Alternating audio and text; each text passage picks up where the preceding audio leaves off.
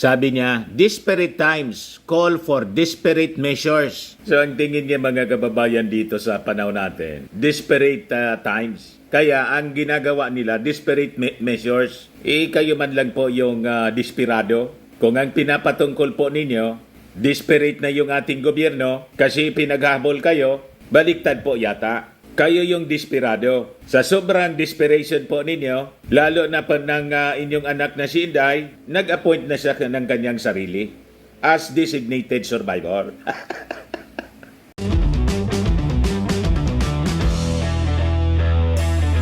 Ito naman po yung bago naming product na binibenta online. iGlow Serum Whitening po siya. Tingnan ninyo yung epekto sa aking anak na architect before and now. Yung mga inquiries po ninyo, dumiretso na lang kayo sa kanyang Facebook account, Riz Maravillas. May panibagong statement na naman po si Maudigs, mga kababayan. Sinasabi niya, may attempt daw ngayon na i-revive yung accusations of links to the rebel movements laban po kay dating Cabinet Secretary Jun Ibasco, yung nasa likod po ng nausog, na dati niya pong cabinet secretary, kanang kamay, other than kay Bongo. Ayan po, mga kababayan, dati niya itong cabinet secretary na siyang nasa likod ng nausog. May mga moves daw ngayon na gustong i-revive yung mga kaso nito nung siya, mga kababayan, konektado pa sa rebel movements. Bakit niyo, Mr. Maravillas? Nag-iimbestiga na kasi ngayon, mga kababayan, yung ating PNP, possibly nakatunog si Maudigs after na magpa-presscon si DILG Secretary Benhur Abalos na ang sabi niya kahapon, bubuo sila ng special task force sa PNP para habulin po yung mga nasa likod ng pagpapakalat ng polvoronic video. Para po papanagutin, di ba niya, Mr. Maravillas, ang nasa likod nun, yung vlogger na nakabase sa Amerika, hindi man po yun gagawin ng vlogger sa Amerika kung walang nag-utos sa kanya. May utor nun, may mga kamay na nagkukumpas. Di ba? At siyempre, alam na ninyo kung sino ang pinakang puno. Alangan man hindi ninyo alam. Ito na nga po, nagre-react na siya. May panibagong statement. Statement from former President Rodrigo Duterte, July 23, 2024. Yan kasi ayaw ninyong manahimik. Ngayon, mga kababayan, gumagalaw na yung tinatawag ninyo na weak leader. Alangan manayaan kayo sa inyong mga destabilization efforts na ginagawa. Kaya nga po tinawag siya mismo ng si Defense Secretary Gibo Teodoro, mga kababayan. Tahasan niya nga tinawag na destabilization efforts. Ito yung statement kahapon, mga kababayan ni Gibo. Pakinggan muna natin. May nagpakita po sa akin kanina lang ng isang video na di umano'y maisog na convention sa Los Angeles, California, kung saan nagpalabas po sila ng isang video na ang gusto po nilang palabasin, ito po ay video ng ating Pangulo na may ginagawang hindi kanais-nais. Pero kitang-kita po dito sa video na hindi po yan ang ating Pangulo. Peke po ang ginawa nila na video at obvious po na ito ay gawa-gawaan lamang. Ngayon, maliwanag na po sa akin, mga kababayan, na meron po talagang matinding plano na i-destabilize po ang ating gobyerno. Nag-umpisa po ito sa mga fake na mga news tungkol po sa Armed Forces of the Philippines at Department of National Defense. Tapos nagprogreso po ito sa di umano'y walkout na hindi naman po nangyari. Pagkatapos po ngayon na curiously po, araw po ng SONA, naglabas po sila ng peking video at sa Amerika pa. Bakit po sa Amerika? Yan po siguro ay parte ng plano nila upang sila po ay hindi masubject sa jurisdiction ng Philippine authorities. Kaya sa ganun pong pangyayari, kami po ay nananawagan sa authorities po sa Estados Unidos na imbestigahan po itong insidente na ito upang ang mga malisyosong nasa likod nito ay maharap sa hustisya. Kami naman po sa Department of National Defense, 10 ng lahat ng ahensya, 6 na po ang Armed Forces of the Philippines ay naninindigan na solido sa likod ng liderato ng ating Pangulo, President Ferdinand Romualdez Marcos Jr., ang constitutional chain of command at ang ating saligang batas. Etong mga isip-batang mga attempt na mapahina ang ating saligang batas at mga Isip-bata institusyon po ay ang description ni mariin po Gibo. naming tututulan at lalabanan. Kami po ay makikipag-ugnayan at makikipagtulungan sa lahat po ng ahensya ng gobyerno Hahabulin na po sila. upang masugpo itong mga nasa likod nitong Yung nasa likod. hindi ka nais-nais at Nasa likod ni karumal-dumal Maharlika. Alam na natin kung sino nasa likod ni Maharlika. o mga gawain na ito. Ginagamit lang po na, si Maharlika. kung ito ay may kaugnayan sa mga iba't ibang mga puwersa na hindi ka nais-nais. Susumpuin po natin ito at hindi po pwede na magwatak-watak ang ating republika sa mga swapang na pamamaraan. Swapang o ang mga description sariling sa kanila. paraan na ganito. Kami po ay nananawagan sa ating mga taong bayan na manindigan sa likod ng inyong republika, sa likod po ng inyong saligang batas, sa likod po ng soberanya, sa likod po ng territorial integrity ng Republika ng Pilipinas na pilit niwawasak at pinaghihiwa-hiwalay nitong mga makasariling at Mga makasarili. mga karumal-dumal Karumal-dumal. na mga tao ito. Kundinahin po natin sila at kami naman po ay gagawin po lahat upang masugpo ito. Marami pong salamat mga kababayan at mabuhay po ang Pilipinas, mabuhay ang bagong Pilipinas, mabuhay ang Pilipino. O, ito naman yung pa-presscon mga kababayan ni DILG Secretary Abalos kahapon, courtesy ng PTV, mga kababayan. Kababayan na nanonood sa ating mga kaibigan galing sa media at ladies and gentlemen, magandang hapon po. Ngayong hapon, kasama po ang ating Chief PNP, si General Chief PNP Francisco Martin. So of course, aking kanan po si General Matthew Bakay, aking Director of Investigation and Detective Management. At sa kaliwa naman si General Kayana po. Siya po ang head ng ating ay ang ating mahal na panguluraw. Allegedly ang ating panguluraw President Marcos. Kumakalat po ito. Nilakas po ito kung di ako nakakamali sa ibang bansa. At ngayon po ay nagiging parang po ito. Sila po namin gumawa ng statement. Ako mismo, of course, si General Madin, may makasilala. Pero sa aming sa pagtingin namin sa video, hindi ho ako naniniwala na ang lalaking nandun ay ang ating Pangulo. Hindi ho. Sa tagal na kakilala ko ang ating Pangulo, yung mga features niya ay hindi po siya yun. Ipapakita ko sa inyo kung bakit. Tingnan po natin ang larawan. Can I show it in the screen, please? Okay. Yeah. Papakita Sa gitna po. ang larawan ng ating Pangulo. Yung pong nasa baba ay ang larawan ng allegedly ang ating Pangulo raw. Tignan nyo ang tenga. Yan o. Napakalayo po.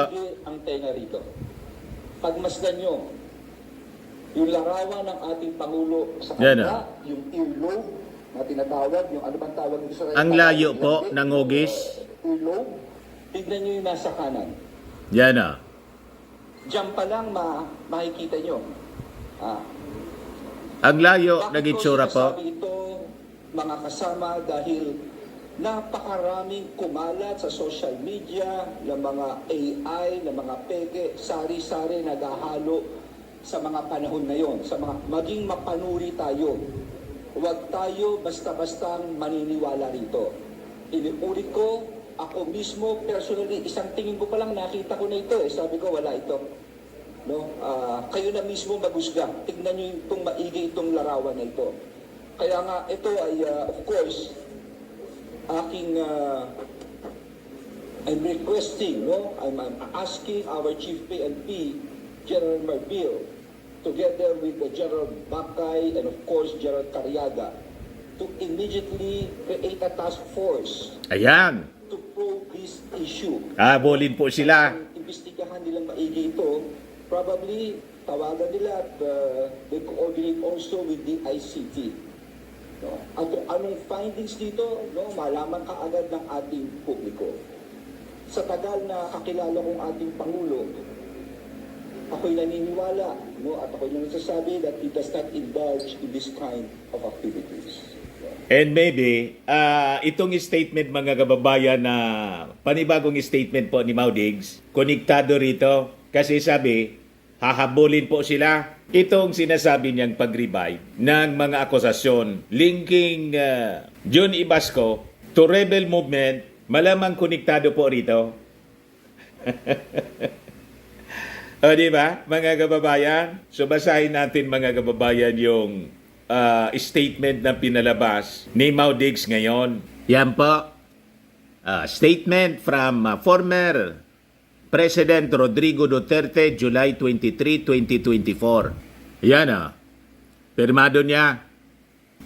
Sabi niya, disparate times call for disparate measures. So ang tingin niya mga kababayan dito sa panahon natin, disparate times. Kaya ang ginagawa nila, disparate measures. Kayo man lang po yung desperado. Kung ang pinapatungkol po ninyo, disparate na yung ating gobyerno kasi pinaghabol kayo, baliktad po yata. Kayo yung desperado. Sa sobrang desperation po ninyo, lalo na pa ng inyong anak na si Inday, nag-appoint na siya ng kanyang sarili as designated survivor. Di ba? Pero kung ang pinapatungkol ninyo, ang ating gobyerno ang desperate, kayo yon ang desperate. Kasama na yung inyong spiritual advisor na si Pacquiao, lahat desperado. Ang team song ninyo, desperado. Yan kasi hindi kayo makontento. Pinagbigyan na kayo ng ating mga mamamayang Pilipino. Nagamit ninyo yung mga Marcos. Sinuport kayo ng mga Marcos loyalist, including me. Bumoto sa inyo in 2016. Pati si Inday po, binoto ko. Umiwalay sa ating Pangulo. Dahil po sa confidential funds. There is no denying, sabi niya rito, the desperation with these vain attempts to revive accusations of links to the rebel movement against Jun Ibasco. So tama yung ula natin. Ang pinapatungkol niya, desperado na ang ating gobyerno, ang ating Pangulo, ang kanyang administrasyon, ang kanyang mga kasama kasi hinahabol na si Jun Ibasco. Dapat man talaga po kayong habulin kasi siyang nasa likod ng nausog na sigurado ang kumpas galing sa inyo. Alangan man on his own, gumalaw itong si Jun Ibasco at malamang siya ang nasa likod ng nausog. Binuo ninyo yung nausog, kayo mismong dalawa. At yung nausog rally sa California na dinidisown ninyo yung nag-release, tell that to the Marines. Alangan man hindi ninyo alam, kayo yung unang nagpalitaw ng so-called pulburon video. Kayo ang unang nag-akusa nung kampanya pa lang na may adik tayong kandidato pa lang si President Bongbong. May gumagamit niya. Tapos ngayon mismo sa mga nausog rallies, kayo mismo ang nagsabi, may bangag tayong Pangulo. Ulit-ulit bagang sinasabi ninyo? Kayo nasa likod nito. Kaya kung pagabuli na kayo ng ating gobyerno, justified po. Kasi walang tigil kayo sa panggugulo. O ngayon, ito yung ang sabi, mga kababayan, may attempt to revive accusations of links to the rebel movement laban kay Jun Ibasco. It is merely a rehash of a discredited practice that has long been rendered irrelevant. Sa korte, kayo magpaliwanag.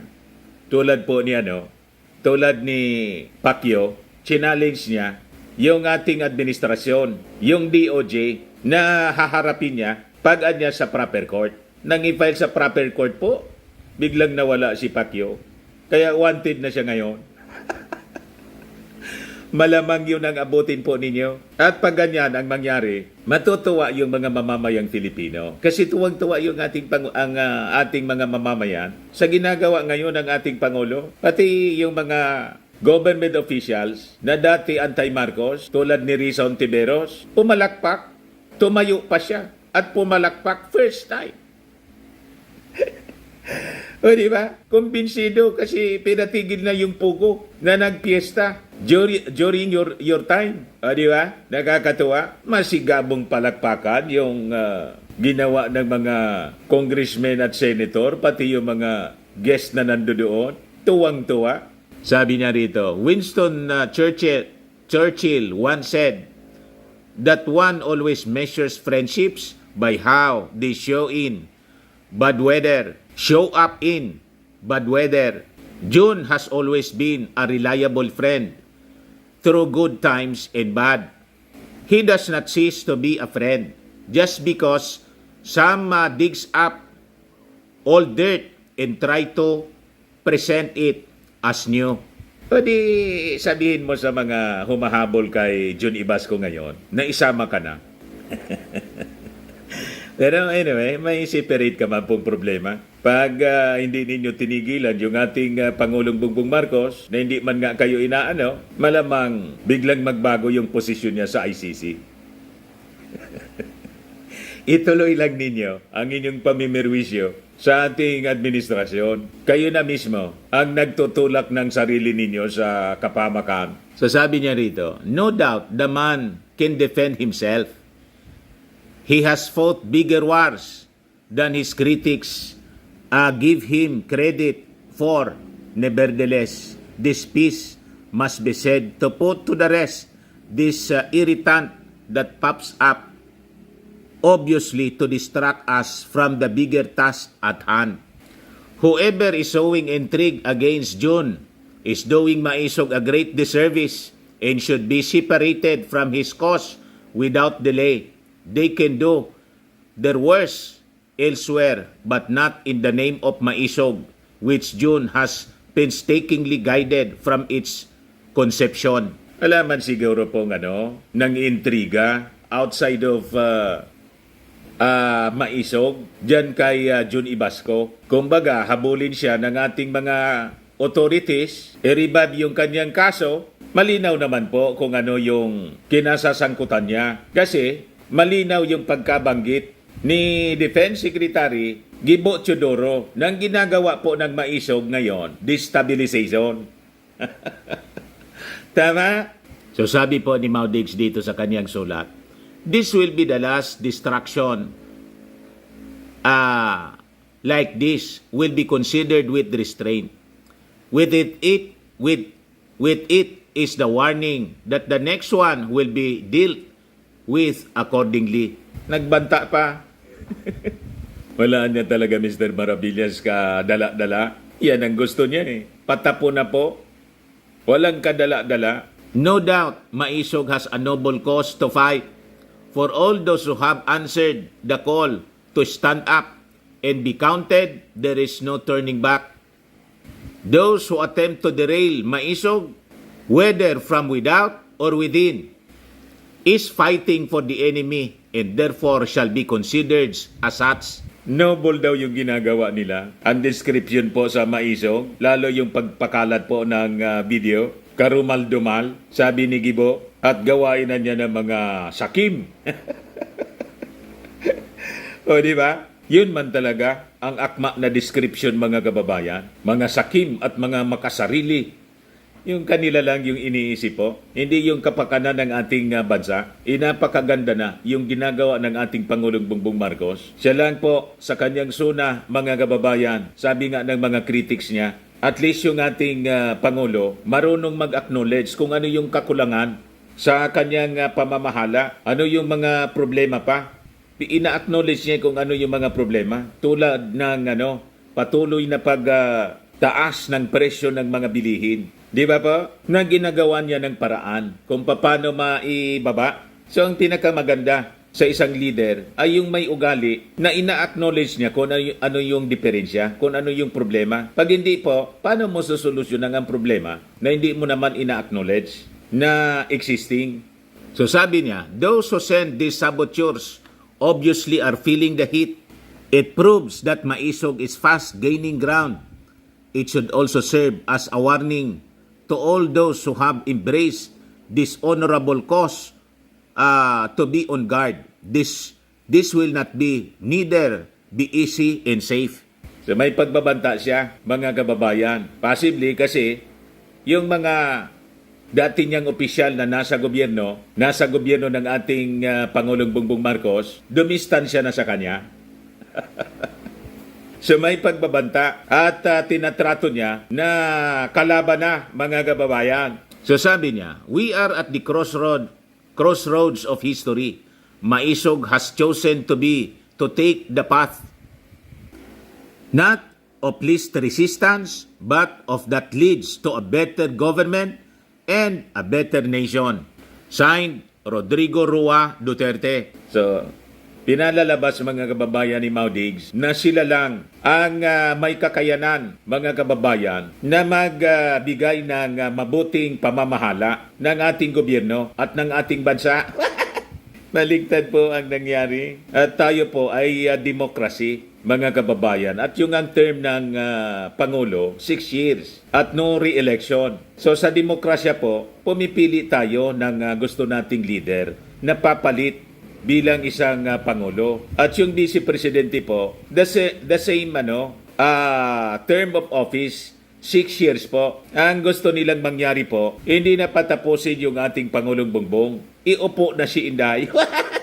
Hindi po maaari at siguradong hindi papayagan po ng ating mga authorities. Kaya siguro siya, mga kababayan, nagpalabas ng ganitong statement kasi yung mga inaasahan niya na mga opisyal niya dati at ngayon opisyal pa rin ng gobyerno but serving the administration ng ating Pangulong Bongbong Marcos, dumistansya na sa kanya at may mga pagbabanta pa na hahabulin ang mga nasa likod, mga kababayan, nitong destabilization.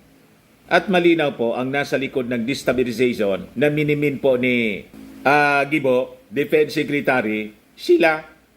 Wala ba iba po? O ito nga po, nagpalabas na rin ng statement yung National Security Council. Press release. Statement of the National Security Council. Sabi dyan, the video falsely linking President Ferdinand Marcos Jr. to alleged illegal drug use is a fabricated and malicious hoax being peddled on the Filipino people.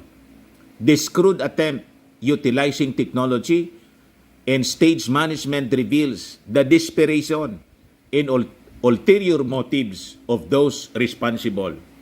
This calculated attempt niya to tarnish the president's reputation and create political instability is deeply concerning and alarming.